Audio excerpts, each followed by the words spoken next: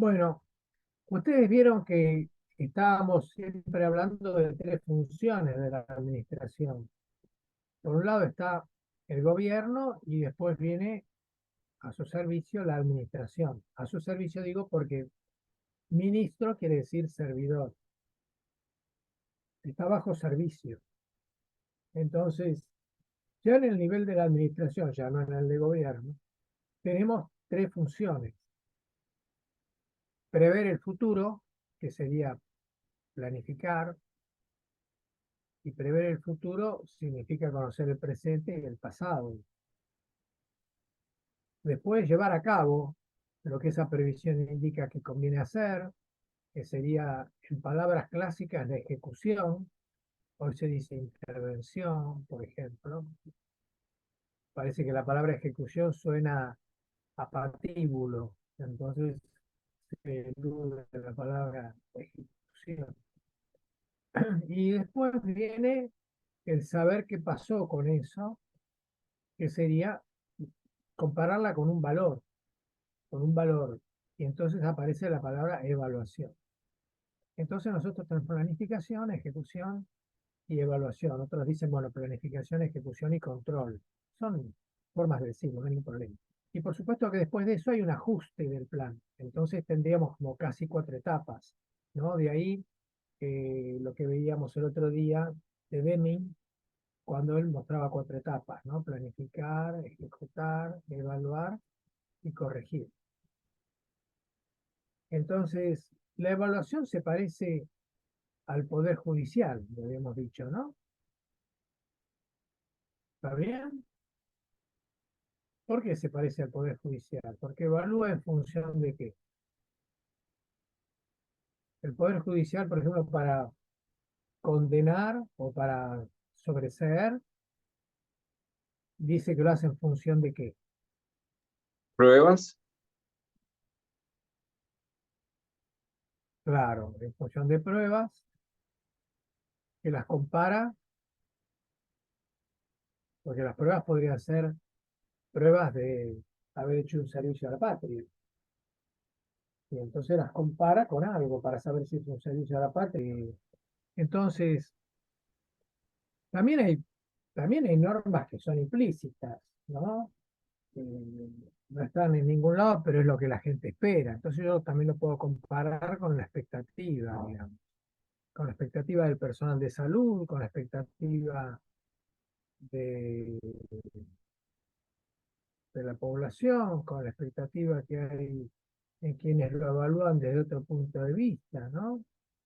Lo podría comparar en un punto muy alto con los tratados internacionales, lo podría comparar con, con, con la Constitución Nacional, eh, o con algo más local. Y siempre la comparación tiene que ser con el punto más alto posible, inclusive. O sea, yo lo puedo comparar con cualquier cosa, pero no puedo dejar de compararlo con el punto más alto posible. Por eso cuando le comparé a Mariana, le dije que nosotros tenemos 78 muertes maternas por 100.000 contra 3, 4, 5 de los países centrales. O sea, teníamos 10 veces más de con qué país nos comparemos. Y en mortalidad infantil también hay que compararse en el punto más alto. Luego, por supuesto que uno se puede comparar con Catamarca, ¿no? Y hablo muy bien de Catamarca, que es fantástico. Casi voy a vivir ahí yo.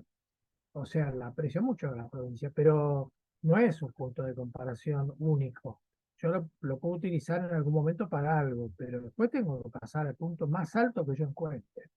Y dentro de todos los países tendría que encontrar inclusive el que más se parezca a la Argentina, que tenga el mejor valor en ese punto que estoy comparando. Así que el Poder Judicial compara con algo. El Poder Judicial puede modificar por sí la realidad y decir, bueno, se hace tal cosa, aparte de evaluar y a partir de ahí producir un dictamen que es negativo o positivo, ¿no? Eh, puede modificar directamente la realidad, es su función. Cuando lean los libros de evaluación, ustedes van a ver que Dice que la auditoría modifica al sistema de salud. La auditoría de salud es para modificar el sistema de salud. El para puede ser como una finalidad, pero puede modificar directamente la auditoría del sistema de salud. El monitoreo puede, yo estoy monitoreando, por ejemplo, la curva de mortalidad por algo. Yo con eso modifico esa curva por el hecho de monitorearla. Y No, con el hecho de resultados Es una puedo tomar responsabilidad, ¿eh? otras medidas que pueden hacer en el futuro variar esa curva. Ahí está. O sea, me provee los datos para que yo pueda decir, vamos por acá, vamos por allá. Pero la evaluación en sí misma, esa comparación, lo que hace es decir, es negativo o positivo, pero no por eso toma medidas inmediatas para, digamos, no es su responsabilidad primaria, digámoslo así, ¿no? Interviene, claro que interviene, pero no como responsable primario. El responsable primario de modificar la situación, ¿quién es? De los tres poderes.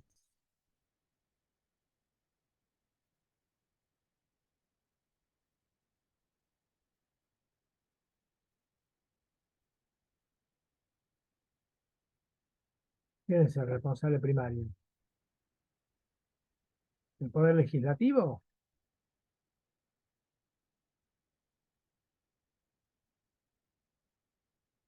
En el poder legislativo residiría hacer el plan, sería el homólogo del planificador. Dice lo que hay que hacer. El Ejecutivo. A él le corresponde modificar, ¿eh? Al Ejecutivo, ¿no es cierto?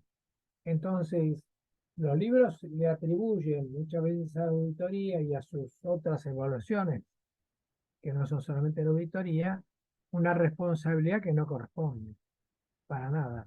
La auditoría informa el hallazgo de sus investigaciones y después el ejecutivo resuelve, ¿no?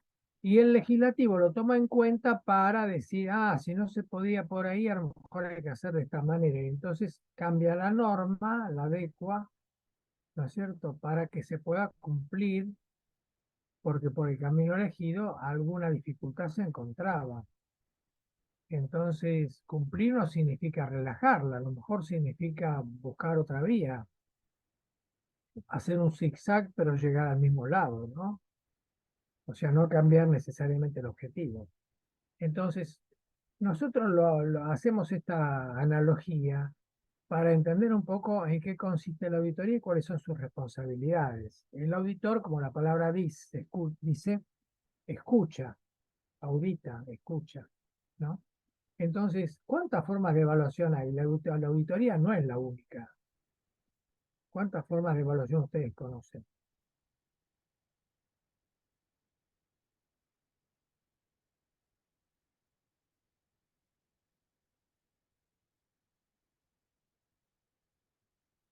¿El monitoreo sería una forma de evaluación?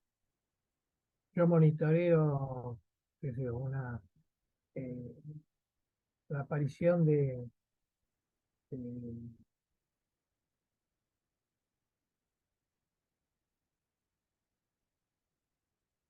sífilis congénita.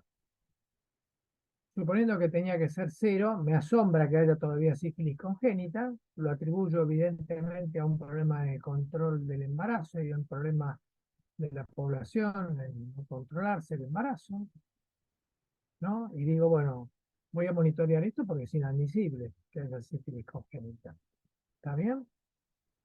Entonces, hay unos 100, 200 casos en Argentina como mínimo por año. Entonces, registrados. Vas a saber cuántos hay no registrados. Entonces, yo digo, voy a monitorear eso. Tengo un gráfico donde voy colocando los casos que se van denunciando. Entonces, la pregunta es, ¿esto es evaluar? ¿A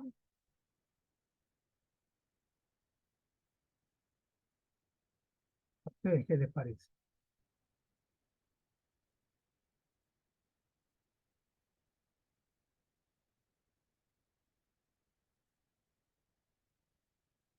El monitoreo es una evaluación,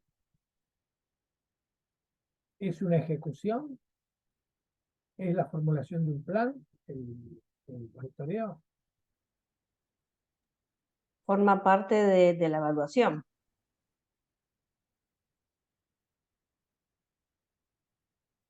Claro, el monitoreo es una de las formas de evaluación, completamente diferente a una auditoría, ¿no? Y por ejemplo, la supervisión.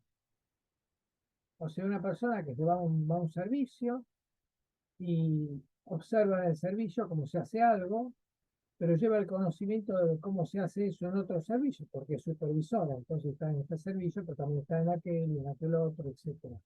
Entonces, va a un servicio y mira lo que se está haciendo. ¿Está haciendo evaluación?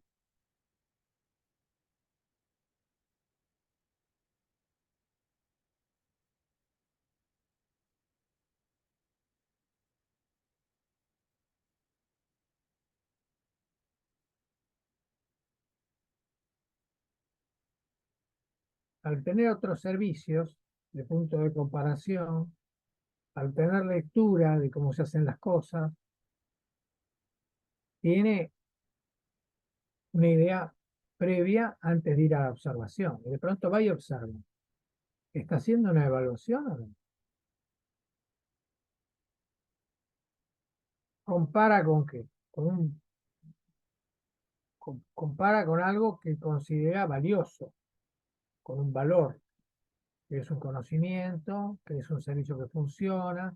Entonces, al compararlo con un valor, está haciendo una evaluación, es dar valor o quitarlo, según lo que se vea. Entonces, la evaluación también incluye la supervisión.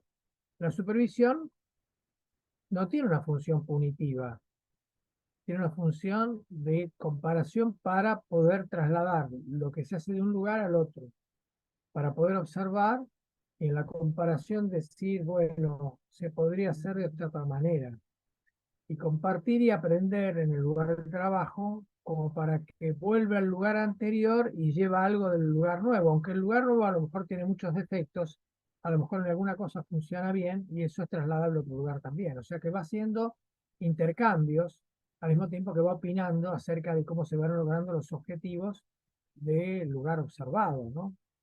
Entonces ustedes ven que hay varias formas de supervisión. Cuando uno dice hago una auditoría estadística, o hago una evaluación estadística. También forma parte, o sea, uno observa, ¿no?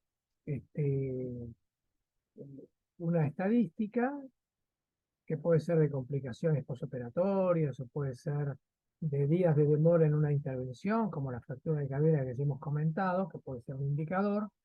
Y entonces uno ve la estadística y dice, en este lugar se sale de lo esperado. Entonces, ahí está orientado para ir a hacer la observación del terreno, porque él no sabe por qué hay una demora o por qué hay más complicaciones.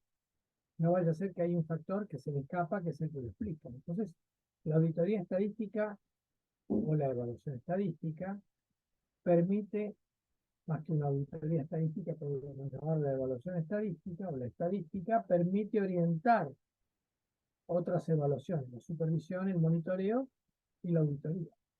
Y la estadística en sí misma permite una evaluación comparativa con una norma o entre sí para varios servicios, departamentos, provincias, etc. Así que tenemos muchas formas. Y una de ellas es la auditoría, que tendría condiciones muy particulares, porque la auditoría puede ser previa, concurrente o posterior a los hechos, ¿no? Hay auditoría previa para autorizar. Hay auditoría concurrente para observar y hay auditoría posterior para juzgar, ¿no? Entonces, yo, si tengo varios tipos de auditoría, tengo que elegir de acuerdo a los recursos con que tengo en el servicio, en el hospital, en la municipalidad, tengo que elegir qué auditoría voy a hacer, ¿no? Ahora, la auditoría es asistemática, no es como, digamos, yo voy a hacer auditoría a la clínica Güemes de Luján. lo que hablamos ahorita.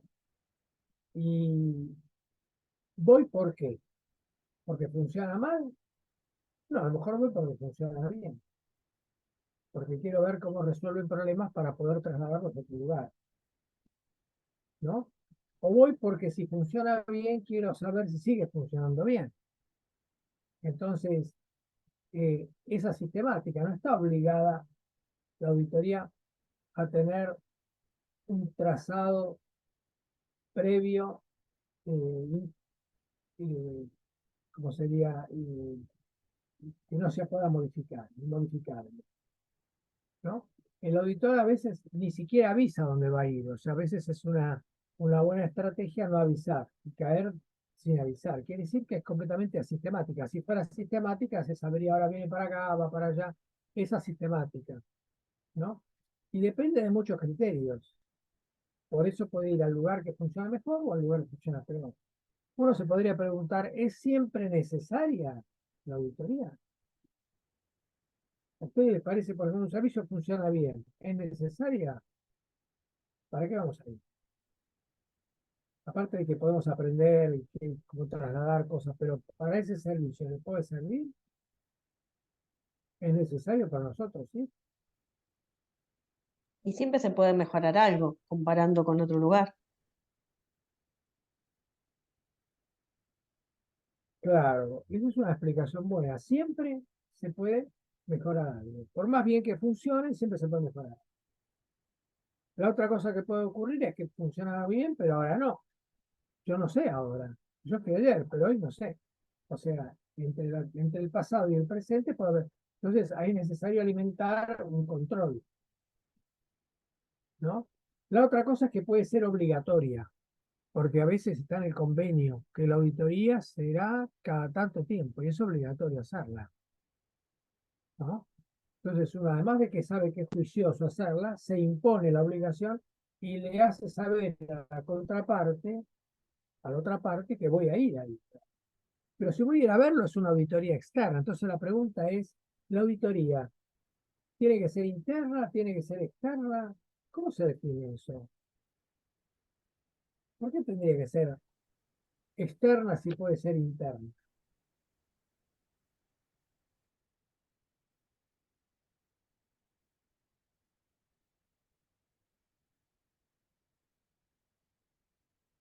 Tendría que ser externa porque a veces el convenio sale de la institución porque justamente si hay un convenio, tiene un convenio con otro. Entonces ese otro tiene derecho a ir viendo lo que está pasando con lo que está contratando. Entonces si hay un convenio, es lógico que haya una auditoría externa. Por otra parte, si no lo hubiera por convenio, sería muy conveniente que lo hubiera igual, periódicamente, con alguna mejor con una periodicidad muy baja, comparado con una auditoría interna que es mucho más frecuente, supongamos. Pero sería bueno que hubiera una auditoría externa, aunque fuera de una periodicidad baja, ¿no? ¿Por qué? Y bueno, porque en el medio interno hay conflictos de intereses y hay que ver cómo los superan. Los conflictos de intereses siempre están, decíamos nosotros, lo importante es ver cómo se superan, ¿no? Entonces, puede haber conflictos de interés, pero es mejor que haya una auditoría externa periódica, ¿no? La otra posibilidad es que aunque no haya conflicto de interés tan importante, hay un cierto acostumbramiento, hay una cierta tolerancia. La situación alcanzó un momento en que estamos cómodos, estamos todos bien. Entonces, esa situación de tolerancia hay que ponerle un poco de nuevos ojos para verla como si fuera a sorprenderse uno de lo que va a encontrar. Si no, está acostumbrado a que ve lo mismo de siempre. Entonces, es necesario una visión alternativa por varios motivos. Bueno, entonces quiere decir que hay varias formas de evaluación, se parece al Poder Judicial, no puede modificar la realidad y tendría que ser un poder independiente. O sea, si llega a nombrar a los auditores el poder planificador, supongamos, el poder ejecutivo, el poder legislativo, si llega a nombrar a los auditores van a decir que el plan es muy bueno. que la ley es muy buena, porque los auditores están nombrados por el Poder Legislativo. No sé si lo van a decir, pero hay una tendencia a creer que es difícil que contradigan al poder que los nombró. Y lo mismo si lo nombrara el Poder Ejecutivo. Si el Poder Ejecutivo, digamos, la dirección del instituto, la dirección del establecimiento, la dirección de la clínica, la dirección del hospital, nombra a los auditores, no, porque los auditores no van a estar en condiciones independientes para poder evaluar a esa dirección que los nombró. Deberían ser tres poderes independientes. Montesquieu redivivo, vuelve a vivir Montesquieu para hablarnos de la República, vuelven a ser tres poderes independientes que se controlan y se alimentan unos a otros, colaboran y se controlan unos a otros. El Poder Judicial de la Nación, ¿quién lo elige? ¿Quién elige a la Corte Suprema? ¿Quién nombra a los jueces de la Corte Suprema y a los demás jueces? ¿Qué les parece?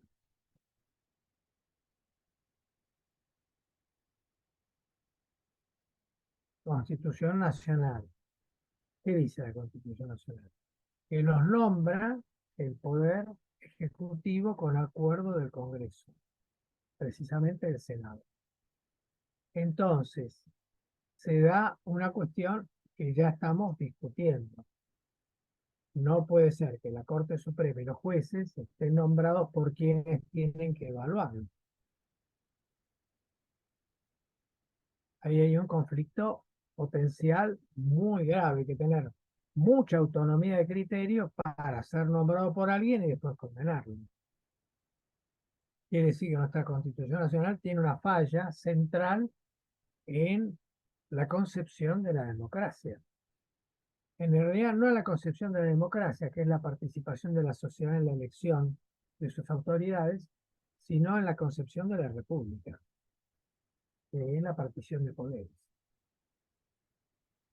Bueno, y el autor más importante acerca de lo que vamos a acentuar, porque no vamos a estudiar tanto supervisión y monitoreo, ¿no? Sino vamos a estudiar auditoría, que es una de las formas que dijimos. El autor más importante es Avedis Donabedian. Y lo tenemos que conocer, Avedis Donabedian, para poder después decir que conocemos de la auditoría más clásica, más respetada en todos lados, y después decir nosotros cómo haríamos nosotros. Pero tenemos que reconocer lo que dice Avedis Donabedian. Entonces yo les propongo, son 57, que sabiendo que la próxima charla la tenemos de auditoría, ustedes, si quieren anticipar el tema, lean algo de evaluación o precisamente de auditoría, si quieren adelantarse. Mientras tanto, le vamos mandando la presentación con el pensamiento clásico de Avedis Donabedian, que es el que marcó la auditoría moderna de una manera sencilla.